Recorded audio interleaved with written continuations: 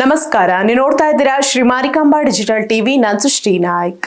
ಮಳೆಗಾಲದಲ್ಲಿ ಹೆದ್ದಾರಿಗಳಲ್ಲಿ ಮರ ಉರುಳಿ ಬೀಳುವುದು ಸಾಮಾನ್ಯ. ಅದೇ ರೀತಿ ಕಾರವಾರ ಬೆಳಗಾವಿ ಹೆದ್ದಾರಿಯಲ್ಲಿ ರಸ್ತೆಗೆ ಬಿದ್ದಿದ್ದ ಮರವನ್ನು ತೆರವುಗೊಳಿಸಿ ನೂರಾರು ವಾಹನಗಳಿಗೆ ಸಂಚಾರಕ್ಕೆ ಅವಕಾಶ ಮಾಡಿಕೊಟ್ಟ ಕೆಎಸ್ಆರ್ಟಿಸಿ ಚಾಲಕ ಹಾಗೂ ನಿರ್ವಾಹಕರ ಕಾರ್ಯ ಇದೀಗ ಸಾರ್ವಜನಿಕರ ಮೆಚ್ಚುಗೆಗೆ ಪಾತ್ರವಾಗಿದೆ. ಏನಿದು ಘಟನೆ? ಇಲ್ಲಿದೆ ಸಂಪೂರ್ಣ ವರದಿ.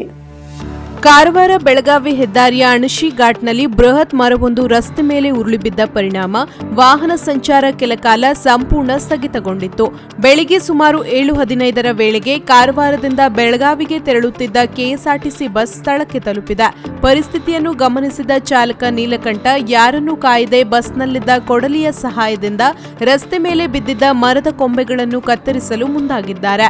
ಈ ಕಾರ್ಯದಲ್ಲಿ ಬಸ್ ನಿರ್ವಾಹಕ ಎಸ್ಎನ್ ಮರಾಠೆ ಕೂಡ ಚಾಲಕರಿಗೆ ಸಾಥ್ ನೀಡಿದ್ದಾರೆ. ಇಬ್ಬರ ಶ್ರಮದಿಂದ ರಸ್ತೆ ಮೇಲಿದ್ದ ಮರದ ಕೊಂಬೆಗಳನ್ನು ತೆರವುಗೊಳಿಸಿ ಬಸ್ ಸೇರಿದಂತೆ ಇತರ ವಾಹನಗಳ ಸಂಚಾರಕ್ಕೂ ದಾರಿ ಮಾಡಿಕೊಟ್ಟರು.